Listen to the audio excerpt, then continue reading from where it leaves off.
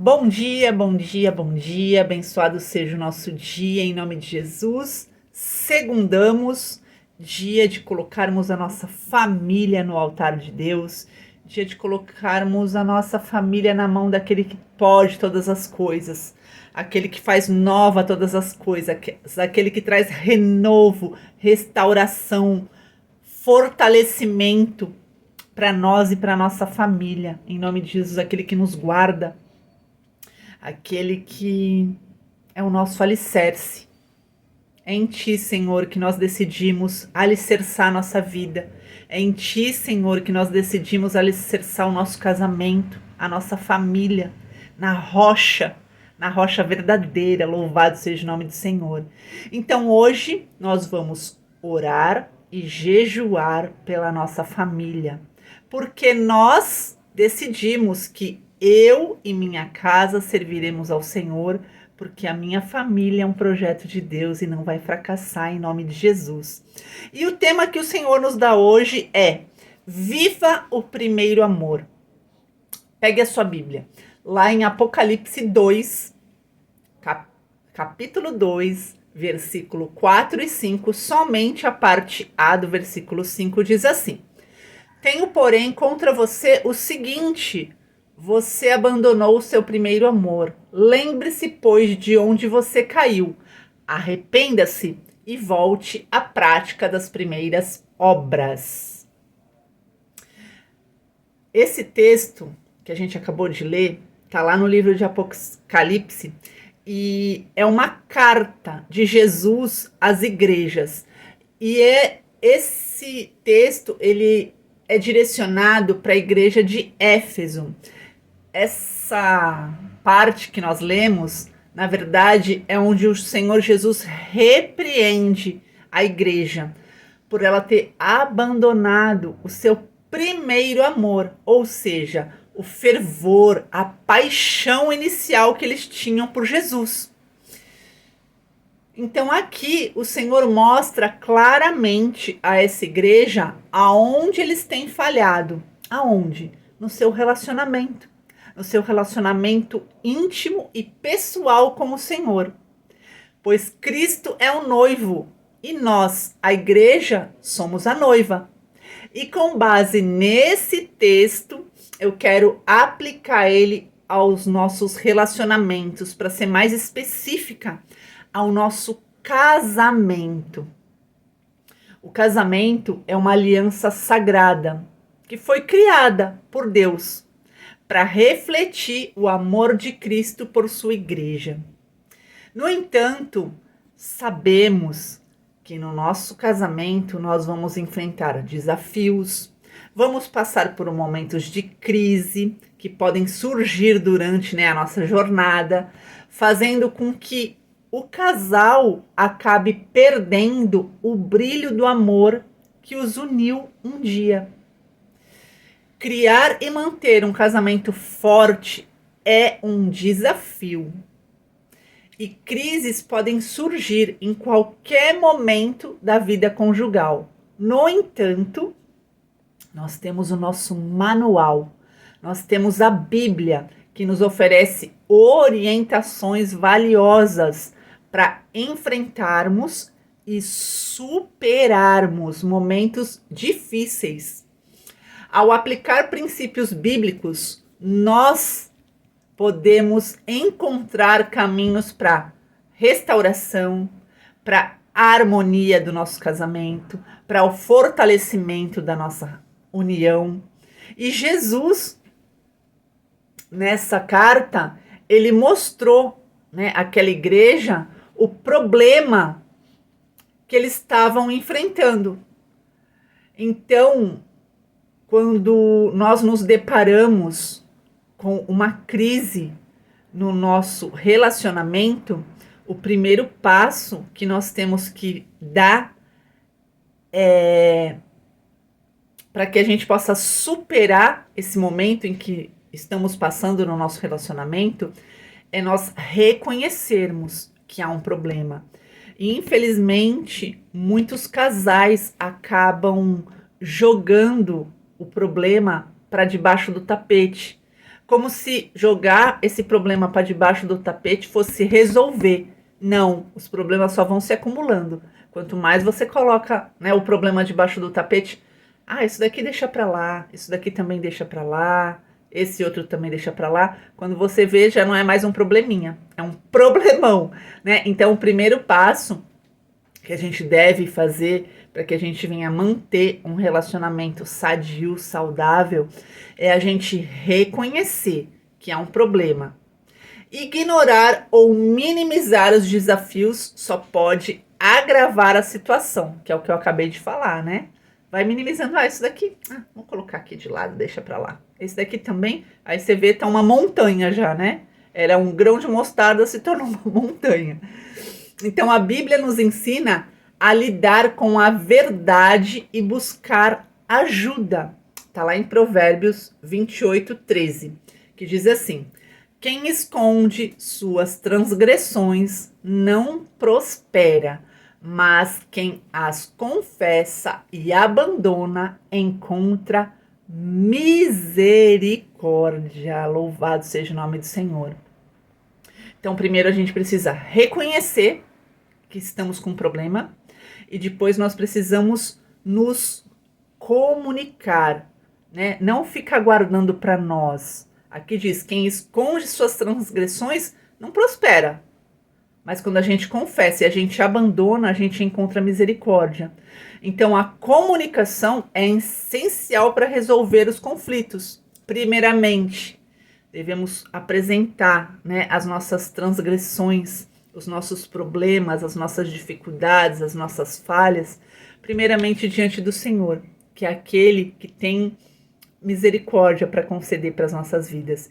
E depois para as nossas vidas. E depois com o nosso cônjuge. Ter uma conversa franca, verdadeira, com clareza, com verdade, sem querer culpar o outro, não, admitir os nossos erros, admitir as nossas falhas e fazer da melhor maneira com que o nosso parceiro também venha reconhecer onde ele está falhando, não com acusação, né? Não acusando, você não faz isso, você não faz aquilo, você deixou de fazer aquilo, não, mas mostrando, né, que ele também tem uma parcela de culpa, né, se vocês estão enfrentando uma crise naquele momento. Então, a comunicação, ela é muito importante para que a gente venha expressar os nossos sentimentos, as nossas preocupações, como eu disse, de uma maneira clara, de uma maneira respeitosa.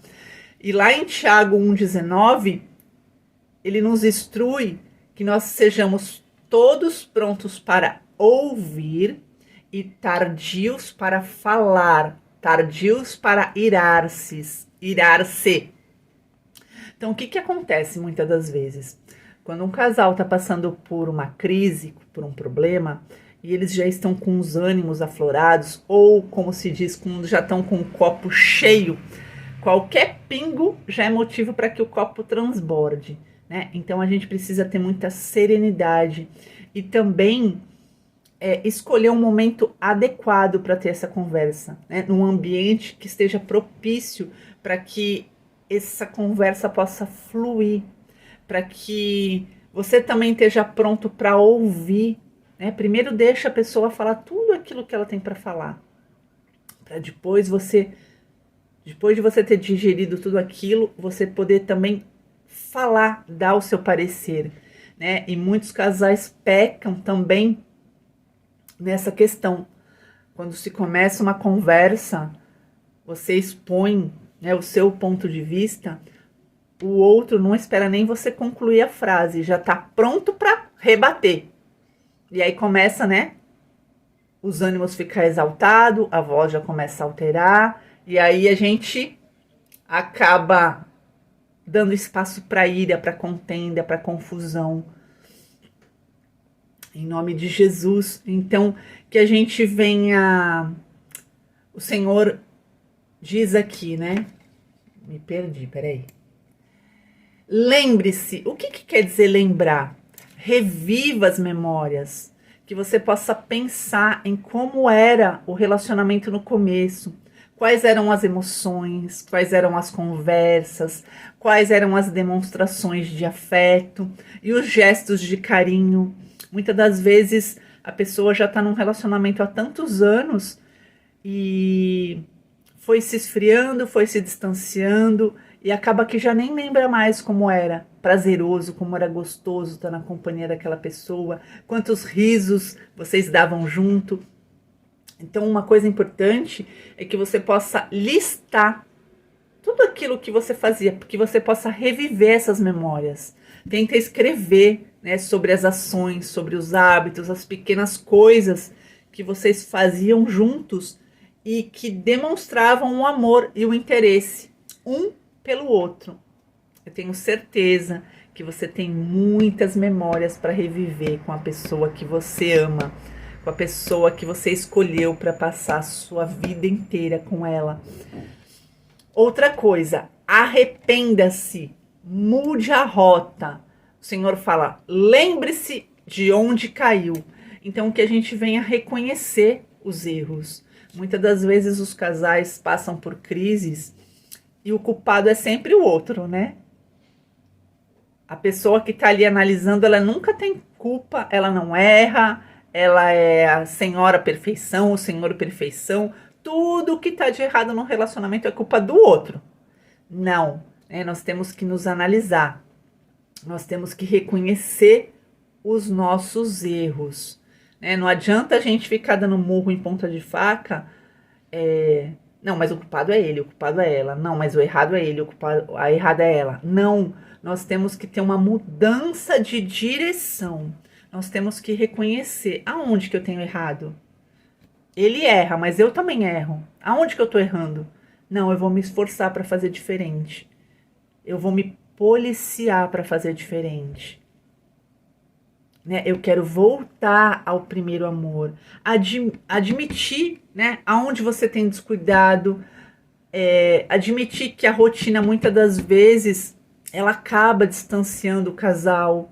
As distrações, os pequenos ídolos que afastam, né, você do seu marido ou você marido da sua esposa. Hoje uma coisa que tem afastado muitos casais é o celular. Muitas das vezes os casais estão ali dividindo o mesmo cômodo, mas cada um no seu mundinho, cada um no seu celular. É muito importante a gente dedicar um tempo de qualidade um para o outro, para ouvir o outro, para ter esse tempo mesmo, sabe, de intimidade com o nosso marido, ou você, marido, com a sua esposa.